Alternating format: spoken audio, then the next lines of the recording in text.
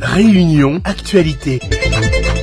Bonjour à tous. À la une de l'actualité, en ce 31 mai, dernier jour du mois de mai, nous parlerons de la fraude.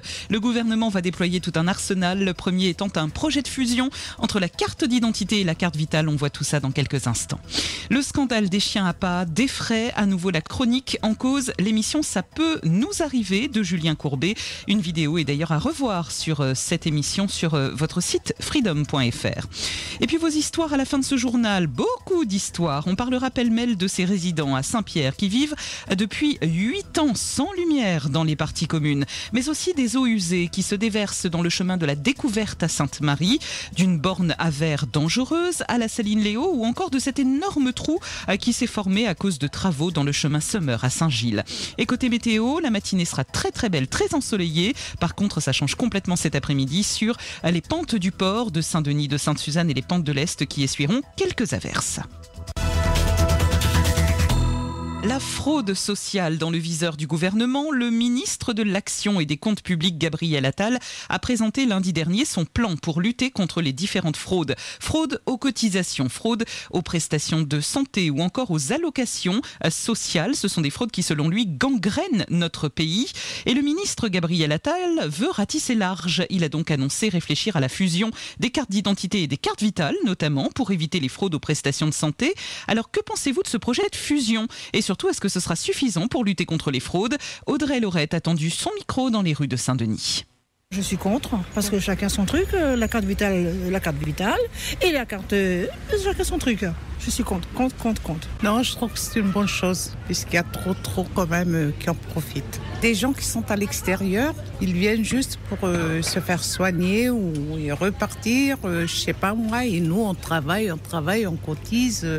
Je trouve que c'est pas juste. Je suis pas fan parce que si jamais je perds ma carte vitale, j'ai pas envie que quelqu'un jure mon identité via la carte, quoi. D'une certaine façon, c'est bien, mais d'une autre, je trouve qu'il y aura des inconvénients. Parce que déjà, avec ce qu'on a, la carte d'identité et la carte vitale, il y a des arnaques ou des piratages. Alors fusionner les deux, je pense que ça va s'empirer, ça va s'aggraver. Parce que là, c'est pas une fois, mais c'est 2 fois sur une même carte. Je pense que ça va être un peu terrible. C'est pas trop bien. J'aime bien quand j'ai ma carte personnelle. Et puis tout n'est pas fusionné avec là. Non, j'ai peur, moi. Vous pensez que ça va éviter les fraudes ? Moi, je pense pas trop. Il y a trop de fraudeurs maintenant. Mais c'est mieux, comme ça, il y aura moins de fraude. Parce qu'il y en a qui prennent les cartes qui vont sur le nom des autres.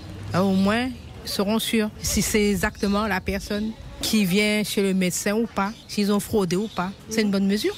Est-ce que vous pensez que c'est suffisant, vous, madame ? Non, parce que maintenant, on détourne tellement les choses et on usurpe votre identité. Moi, je suis contre. Je suis à l'ancienne. Il y a tellement d'arnaques maintenant. Tellement. Ils n'ont pas encore sorti ça, il y aura des arnaques.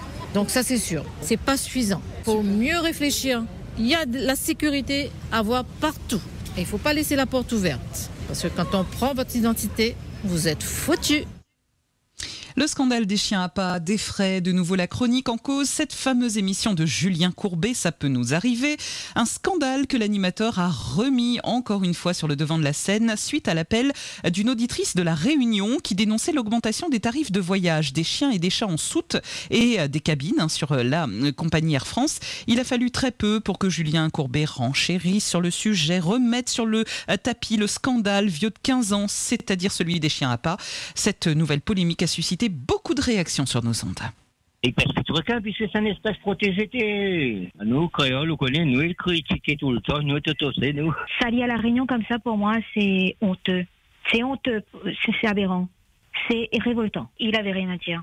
Et si c'était comédien créole, vaut mieux qu'il tourne 7 fois sa langue dans sa bouche. Madame là, quand elle a entendu Julien Courbet dire ça, là, elle dit, non, il n'existe plus ça. Ça là, il attend d'avoir quelques couillons et 3 ton jus, là, il fait un truc comme ça. Maintenant, ça n'existe plus. Ça, c'est n'importe quoi, ça. Un requin, avant de mon témoin, pas trop requin. Le péché des points requins. Les points requins, il est obligé de partir pour se le manger. Julien Courbet, il faut y adresser un peu, et après là, Ou la villa antique, ben, on mettre chez l'île Maurice. En Chine, non parlons plus. Ben, on mettre boucané pour dire, ben, à l'île Maurice, là, ben, après, ils vendent la viande de chien, on dit, cabouille.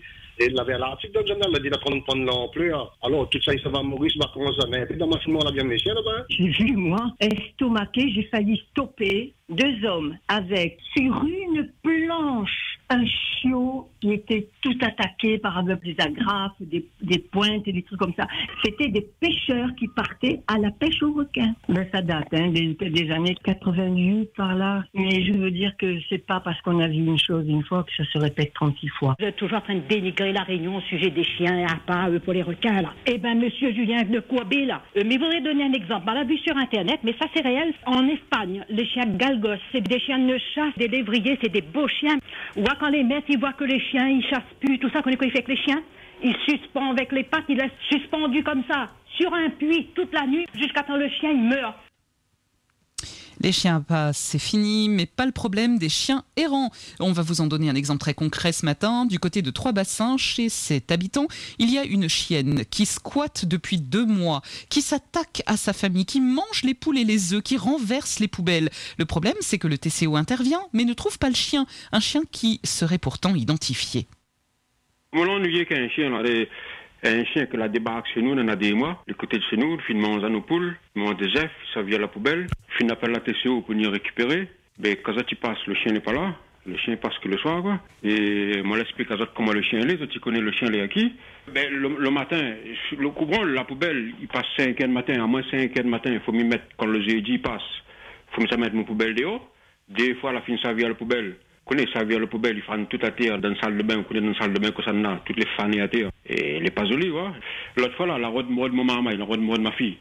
C'est le chien, mon maman, la passe devant, la font aussi le chien, là. C'est un BS allemand, un femelle. Ouais, les gens, ils sont les chiens, après, ils ont là, le côté chez nous. Et ben, du coup, mon maman, lui, avec ça. Les hommes étaient super trop bassins, pour faire quoi, 6 h. Mon maman, il arrive, il appelle à moi. Il y a mal les parents de la case parce que le chien, le côté pour taille. Non, mais dès que ce chien, nous obligés de supporter, mais jusqu'à quand elle est, on a fait des choses qu'il ne faut pas dire à la radio. Parlons maintenant de tout à fait autre chose, des rendez-vous médicaux qu'on obtient maintenant uniquement sur Internet. C'est un gros souci pour ceux qui ne sont pas forcément à l'aise avec l'outil informatique. Et comment faire pour obtenir ce rendez-vous médical lorsqu'on n'a pas accès à Internet? Écoutez cette auditrice qui a voulu prendre rendez-vous chez un anesthésiste. Elle devait faire une opération chirurgicale. Le problème, c'est que les rendez-vous doivent maintenant être pris sur le site Doctolib. Elle ne savait absolument pas comment faire pour s'en sortir et finalement, c'est son médecin qui a dû lui prendre le rendez-vous. On connaît maintenant, quand vous allez pour l'anesthésie, vous savez qu'ils ne prennent plus rendez-vous. Il faut que vous preniez sur un site Internet et ils vous appellent. Vous laissez votre message et ils vous appellent. Et après, ils vous disent de quelle date vous avez l'anesthésie. Là, ils vous appellent pour prendre rendez-vous. Et si le médecin vous a donné, par exemple, vous avez une intervention à faire, par exemple, le 12 ou le 13, s'il n'y a pas d'anesthésie, vous reportez votre opération. Moi, j'ai pris rendez-vous il y a 15 jours. On m'a dit que, madame, on ne prend pas rendez-vous par le téléphone, il faut passer par le site Internet. Le site Internet, la plupart du temps, le bain d'anesthésie, il est déjà plein. J'étais obligée d'appeler mon médecin qui devait me faire mon intervention. Figurez-vous, c'est lui qui a pris rendez-vous pour moi. Franchement, mais ça va là, la médecine là. Je ne connais pas comment il faut faire. Mais si vous avez une intervention à faire, il faut prendre 3 semaines pour avoir un rendez-vous. 8 ans sans lumière dans les parties communes. Nous sommes à Saint-Pierre. On va vous parler de vos histoires et nous allons dans la résidence Forsythia, une résidence de la SIDR. Cela fait donc 8 ans que les locataires vivent dans le fait noir. La cage d'escalier n'est plus éclairée. Elle est même squattée par des Amaliens qui urinent dans les parties communes. Et malgré les nombreux signalements faits aux bailleurs, rien n'est fait. Pendant 8 ans, on habite dans un logement sans lumière. C'est-à-dire, je suis malade, dedans l'immeuble, on n'a pas d'éclairage du tout. Dans les escaliers, les infirmières montent sans lumière. Le kiné arrive et dit, madame, oh là là, comment ça se sent mauvais comme ça? Il vient faire pipi dedans l'immeuble. Il vient fumer des amalons. Obligé de demander, s'il vous plaît, pardon, pour qu'on puisse passer. Casser boîte aux lettres de mon compagnon, casser, défoncer la boîte aux lettres, des palettes de partout. Mon compagnon obligé d'essayer d'éclairer pour descendre l'escalier avec un portable. C'est n'importe quoi. J'ai descendu à la CDA. J'ai dit, moi, j'en ai marre. J'ai donné beaucoup de gueule sur du coup d'homme. Et le pire dans l'histoire, c'est que dans le parking, on ne peut plus se garer. Il y a beaucoup de voitures, que des carcasses, on ne peut même pas se garer. Très compliqué pour cette dame. Je rappelle qu'il s'agit de la SIDR Forsythia du côté de Saint-Pierre, un logement de la SIDR. Des eaux usées dans le chemin de la découverte maintenant. Le problème perdure dans ce chemin. Il y a quelques années de cela, une nouvelle canalisation pour le tout à l'égout avait été réalisée, mais les travaux avaient été mal faits. Les eaux usées s'écoulaient dans le chemin et en ce début d'année, une nouvelle société est venue réparer la canalisation, sauf qu'à chaque forte pluie, le problème se répète.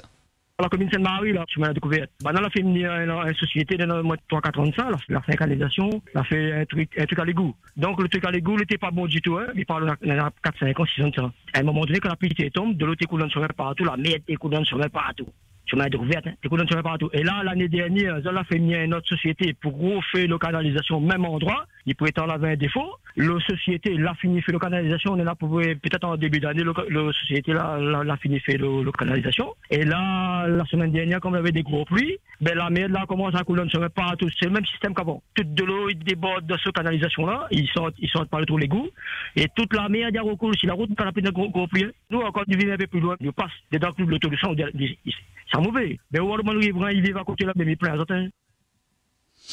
Parlons maintenant de cette borne à verre qui ne fait pas le bonheur des habitants de tout un quartier. Nous sommes chemin d'eau à la Saline-Léo.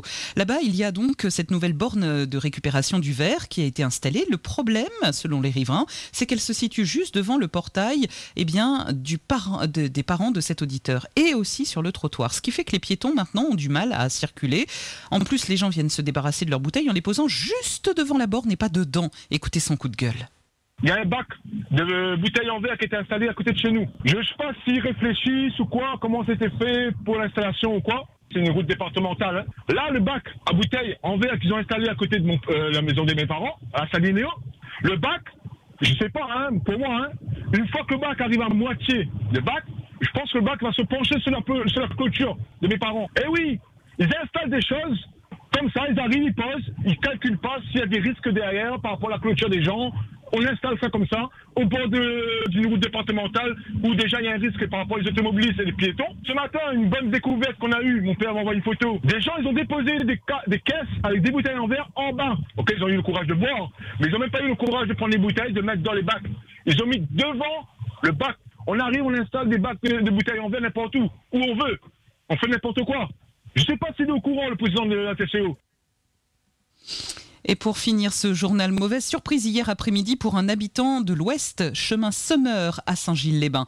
Les travaux ont débuté dans ce chemin, sauf qu'au beau milieu de la route, maintenant, il y a un énorme trou. Un automobiliste en aurait fait les frais, sa voiture est carrément tombée dans la tranchée. Outremernews.fr, le site de l'actualité Outre-mer, 24 heures sur 24 et 7 jours sur 7. Retrouvez la chaîne Outremer News sur YouTube.